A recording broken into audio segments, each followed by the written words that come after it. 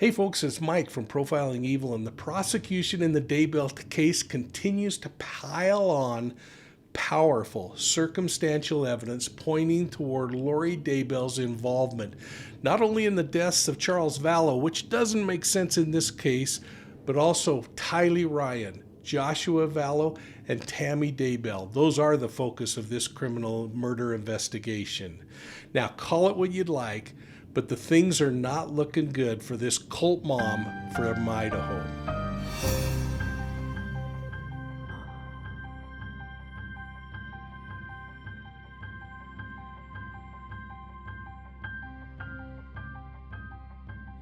Hey, welcome to Profiling Evil. In this episode, please hit that like and subscribe button and ring the bell. You know, I've joined Court TV's Vinnie Politan, Michael Ayala, and Judge Ashley all week long to talk about the Lori Daybell trial. I hope you'll go back and watch my videos here at Profiling Evil. You can find them in the content list. In fact, go back all the way to the beginning when we first reported the children missing. Now, we're going to be exploring the evidence in this case and talking about some of the cult characteristics surrounding Daybell's church, the Church of the Firstborn. I hope you're paying close attention on this one and you're keeping up with it. And I want to thank the Court TV team for allowing me to weigh in each night on the case.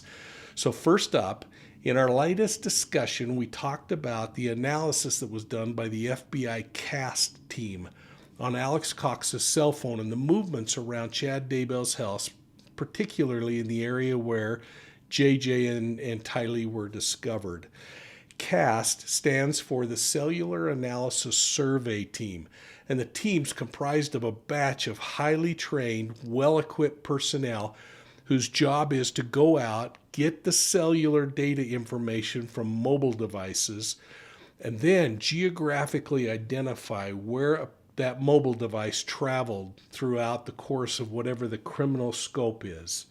Let's listen to our exchange on that. Timeline. She's there the weekend. The prosecutors are going to say JJ was murdered. All right, still with us live in Boise, Idaho. Court TV legal correspondent Chanley Painter. And joining us from Salt Lake City, Utah, religious cult expert, retired police commander, and author of Deceived. Mike King is with us, also the host of the Profiling Evil podcast. And in Los Angeles, senior reporter for DailyMail.com, who's been covering this story in depth, Caitlin Becker with us. Mike King, I want to show you something because this is the other part of this weekend that is so significant, is the 23rd. This is from Chad Daybell's probable cause affidavit. The FBI CAST team analyzed Alex Cox's movements the morning of September 23rd, 2019. That's Monday morning, by his cell phone GPS. At 9:55, Alex is again on Chad Daybell's property. He was there till 10:12. The pings on his phone locate Alex near the pond on Chad's property. And we know, Mike, that's where little JJ was found buried.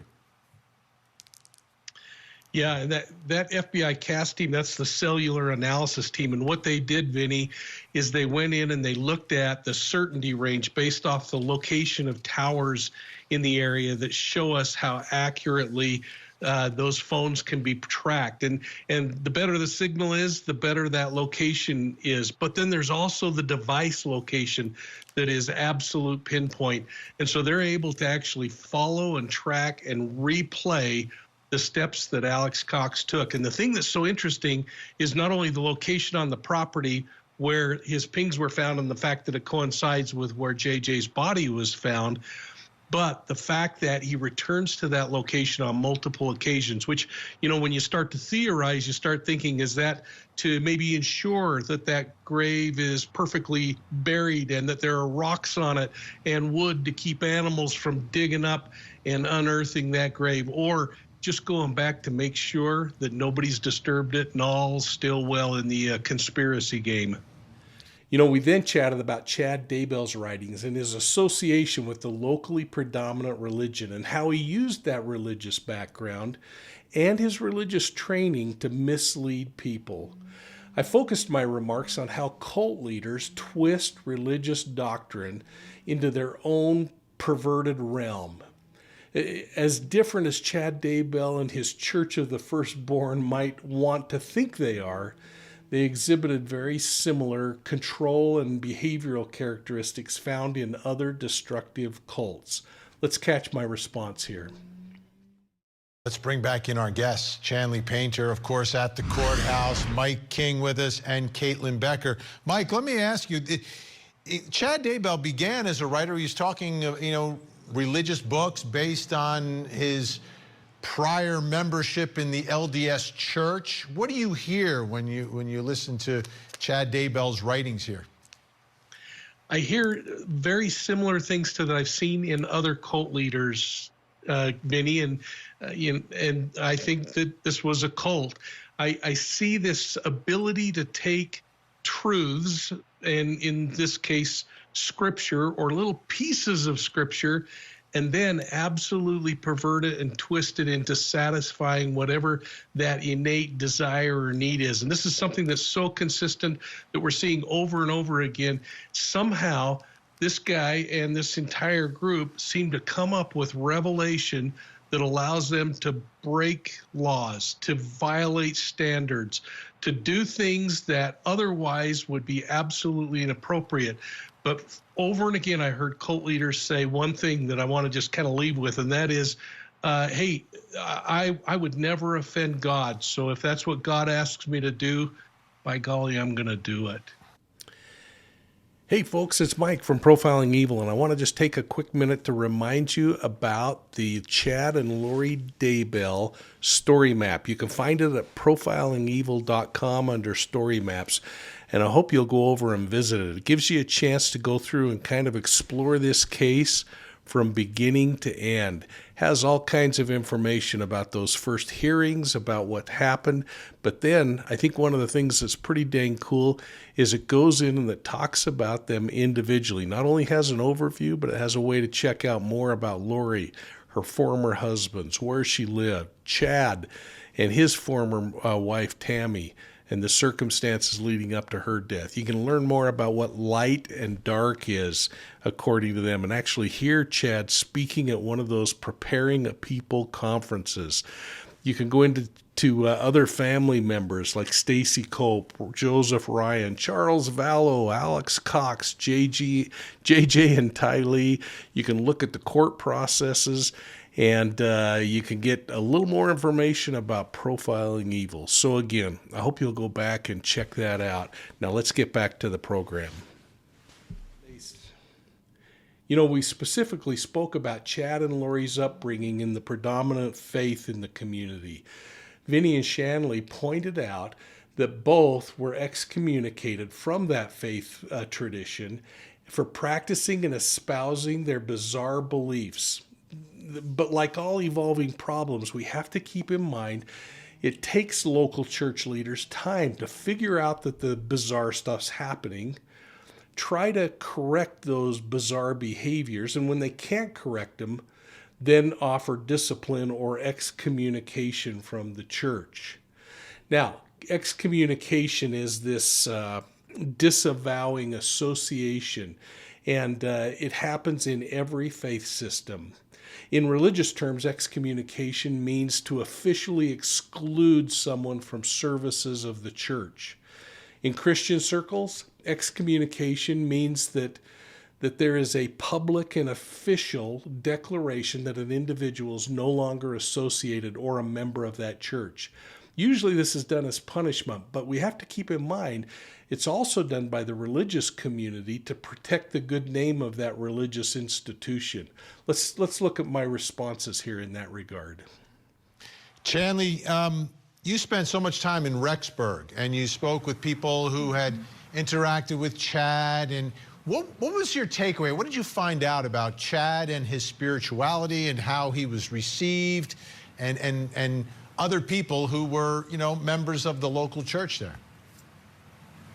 Well, we know his family. They were a member of the church in their ward. His family, well known. It's a small town, Vinny, as you can imagine, Rexburg, and his home in Salem. They border right there on the county line.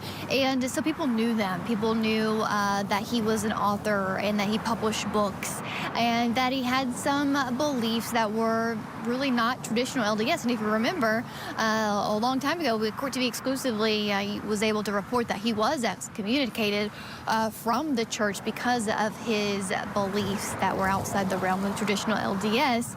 And you know, so that of course affected him. But we spoke to some of his followers. I remember, you know, Eric Smith there, who followed him for a long time, and they definitely did have some fringe beliefs that only a certain sect of people would go for. So, Caitlin Becker, what do you think it was about Chad Daybell that, you know, somehow, some way, especially with Lori Daybell, that he was able to garner this attention, this following? I wish I knew, Vinny. Every time you play a reading of something that Chad wrote, all I hear is the ramblings of an idiot. He is a terrible writer. I hate to be that harsh, but the writings are nonsense. He uses dashes where there should be commas. They don't make any sense. He seems far too concerned with spirit prison and not enough with maximum security prison, which is what he is facing. And it shocks me that this nonsense, not religion, his writings were able to ensnare a group of acolytes to do his bidding. I guess I don't have to, Mike can step in here. No one has to worry about me joining a cult, because I just see right through this. It's just the height of hubris. He just wants to write to feel like he's smart and so that people will worship him. I'm shocked that no one saw through it. Go ahead, Mike, jump in there. Vinny, this one, thanks, Caitlin, because this one really gets to me. I think about the late Dr. Margaret Singer, who used to say over and again that anybody really is susceptible of joining a cult if they're approached at the right moment and with the right mechanisms in place. But it's clear that if we knew from the get-go what the cult really wanted from us, we'd never join in the first place, according to Dr. Singer. But here's the thing that's so interesting. You look at this guy and you listen to him talk and you think, man, I wouldn't be impressed by that. But what they do is they promise him greatness, that you're one of many, but now you're the one. You're the one that's going to make it to heaven. You're the one that's going to lead the charge. You have more light and knowledge than anybody else, and God has put you forth in this particular day. And I'm sure we'll talk about Alex Cox at some point, but boy, there's a guy that probably sucked right into that ideology. Well, hey, folks, I'm pausing to share some concerns I have surrounding identity theft and fraud. I've learned a lot from our partner, Aura. They're the pros at protecting people from cyber predators. Aura provides identity theft protection, credit and fraud protection, and online and device security for you and your family. They taught me to think twice before answering those online questionnaires designed to steal our personal information. You know, it must be working, because U.S. statistics show that 33% of us have been victimized by identity theft at an annual cost of more than $56 billion each year. Aura protection plans come with around-the-clock support, a money-back guarantee, and $1 million theft policy. But here's the best part. You can try Aura for free by clicking on this special Profiling Evil link in the description down below.